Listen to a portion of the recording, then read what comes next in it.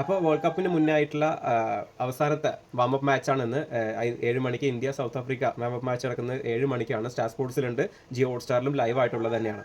അപ്പോൾ നിലവിൽ ന്യൂസിലാൻഡുമായിട്ടുള്ള സീരീസ് 4-1 നമ്മൾ എടുത്തു കഴിഞ്ഞു. ഇനി ഏതാനും കുറച്ച് ഡേ കൂടി കഴിഞ്ഞാൽ വേൾഡ് കപ്പ് സ്റ്റാർട്ട് ചെയ്യുകയാണ്. അപ്പോൾ ഇന്നത്തെ മത്സരത്തിൻ്റെ പ്രത്യേകതകൾ എന്ന് വെച്ച് കഴിഞ്ഞാൽ ലാസ്റ്റ് വാമപ്പ് മാച്ചാണ്. പ്ലേയിങ് 11 വേൾഡ് കപ്പിലേക്കുള്ള പ്ലേയിങ് 11 തീരുമാനിക്കാനുള്ള മാച്ച് കൂടിയാണ്. അപ്പോൾ അതുകൊണ്ട് തന്നെ ഈ വാമപ്പ് മാച്ചിന് നോർമൽ മാച്ചിനെ പോലെയല്ല, അതിൻ്റെ ചെറിയൊരു പ്രത്യേകതയുണ്ട്.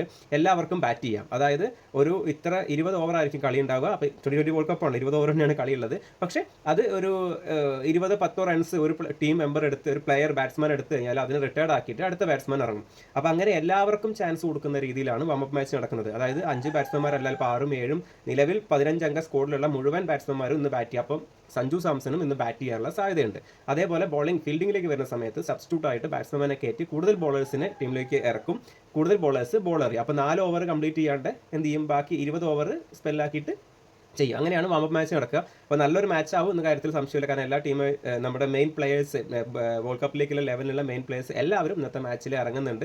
7 മണിക്കാണ് മാച്ച് സ്റ്റാർട്ട് ചെയ്യുന്നത്. സൗത്ത് ആഫ്രിക്ക അതുപോലെ തന്നെയാണ്, മെയിൻ ടീമിനെ തന്നെയാണ് സൗത്ത് ആഫ്രിക്ക ഇറക്കുന്നത്. ഇതേ സെയിം കഴിഞ്ഞ പ്രാവശ്യത്തെ വേൾഡ് കപ്പിൽ ഫൈനലിൽ തോറ്റവരാണ്. എല്ലാ മത്സരവും സെമിയിലും ഫൈനലും തോൽക്കുന്നു എന്നുള്ള പേര് അവർക്ക് ഒഴിവാക്കാനുള്ള ഒരു ചാൻസ് കൂടിയാണ് ഈ വേൾഡ് കപ്പിൽ. അപ്പോൾ നല്ലൊരു മാച്ച് ഇന്ന് 7 മണിക്ക് സ്റ്റാർട്ട് ചെയ്യും. സ്റ്റാർ സ്പോർട്സ് ആൻഡ് ജിയോ ഹോട്ട്സ്റ്റാറിൽ ലൈവ് ആയിട്ടുണ്ടായിരിക്കും.